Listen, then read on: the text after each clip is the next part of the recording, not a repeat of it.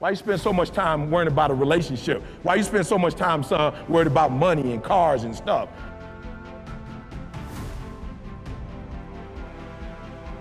I see you and your wife. I see how much time you spend with your wife, how much time you spend with your children, and I want that. You buy your wife roses regularly. You're always taking her out to eat. Like, E, I'm watching you. You spoil her. Eat tea. But what can I do? And so I told him what to do, and guess what he started doing, God? He started doing the exact same thing I started doing. Every single day, he got 11 cards, and he wrote something special to his wife for those 11 days, right? And I love it. And he sent me a picture, E.T., Beast. I love it, right? Really, he sent me a card, E.T.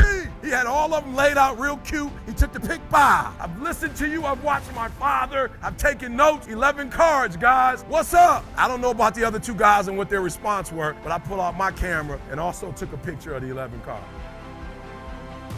When you're trying to become successful, you have to know that everybody's timeline is different. Some people are going to be more successful than you faster, other people are going to be slower at becoming successful. But it doesn't matter, because you have to let them know that everybody's on their own path, everybody's on their own journey. So if somebody seems to be more successful than you, don't be upset. But if you appear to be further along the line than somebody else, then please do not bring them down, because that is the worst thing you could possibly do, is bring somebody else down. Because you don't want to bring anybody down, you want to uplift every single person that you possibly can in day-to-day life, because that's the best way to go. You will get the most out of that by bringing everybody up, and they will see you as one of those leaders who's bringing everybody up. So you have to make sure that you know that your time is all the time. And when other people's time comes, you have to be excited for them. You have to praise them, and you have to let them know that they are doing truly a great job. They are putting in that work, putting in that time and energy, and is truly paying off. So you have to be assertive and alert those people who are putting in the time, the energy, and the effort, and let them know that they are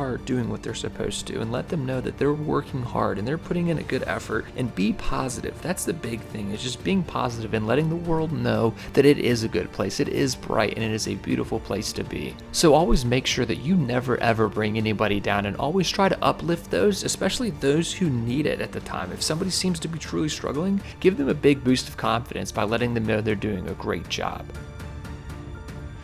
I said, I done gave my man everything I got. I can't see him to knock him down. Muhammad Ali said when he said that to him, he looked into the pupils of his eyes, and he said at that point he knew George Foreman had lost. Lay hold of it. You lay hold of it. And when that thing tells you to quit, you look at it in his eye and say, I ain't going nowhere. I will break you before you break me. You will not defeat me. You will not destroy me. Some of you are so ignorant. You've been through so much hell. You gonna quit now?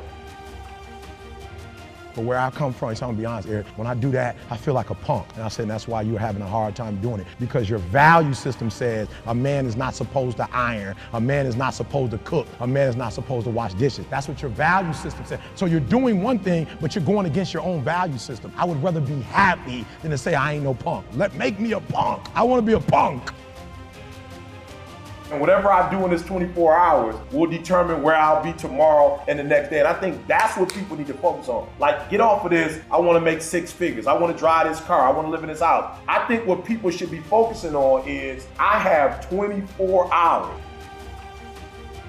You should have quit 10 years ago when you got raped. You should have quit 10 years ago when he walked out on you. You should have been quit. You don't quit now. It's the 10th round. You got 2 more to go. And when you get to success, it's not about skill. When you get to a certain level of success, it's about stamina. It's about stamina. It's about you won't break me. You can't take me. I fought too long. I fought too hard. If I was going to quit Satan, you should have got me a 17 home.